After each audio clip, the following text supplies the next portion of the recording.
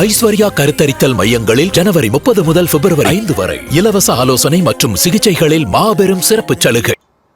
2027க்குள் நமக்கு மேலே இருக்கிற ஜெர்மனியை தாண்டி மூன்றாவது பொருளாதார சக்திமிக்க நாடாக இந்தியா உயர்வது உறுதி என்று உலகம் முழுவதும் இருக்கிற நிதி மேலாண்மை இயக்கங்கள் எல்லாம் தெரிவிக்கின்றன.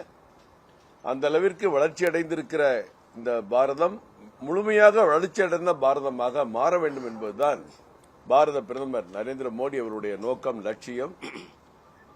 இதற்கு பட்ஜெட் ஒரு முக்கியமான காரணம். ஏற்கனவே அருண் ஜேட்லி அவர்கள் சொல்லியிருந்தார், demonetisation plus GST is equal to development. அதே மாதிரி தான் இப்ப நடந்துட்டு இருக்கு.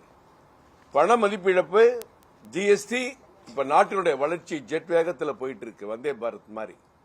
இன்னும் அதற்கு பிறகு நம் மேலே இருந்த ஜப்பான், பிரான்ஸ் போன்ற நாடுகளை எல்லாம் நாம் மேலே கடந்து வந்திருக்கிறோம்.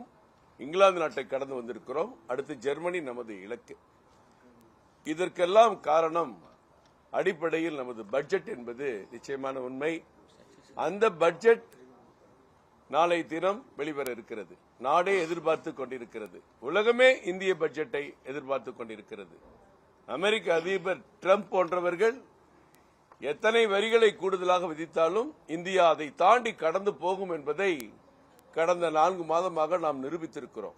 அந்த அடிப்படையிலே வரக்கூடிய பட்ஜெட் மரியாதைக்குரிய நமது நிதியமைச்சர் நிர்மலா சீதாராமன் அவர்கள், இந்த தமிழ்நாட்டைச் சேர்ந்தவர், 9வது முறையாக நாடாளுமன்றத்தில் சமர்ப்பிப்பது நமக்கெல்லாம் மிகப்பெரிய பெருமை.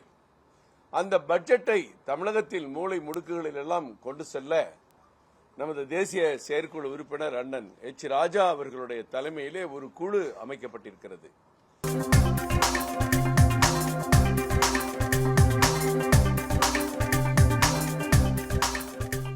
ஐஸ்வர்யா கருத்தரித்தல் மையங்களில் ஜனவரி 30 முதல் பிப்ரவரி 5 வரை இலவச ஆலோசனை மற்றும் சிகிச்சைகளில் மாபெரும் சிறப்பு சலுகை.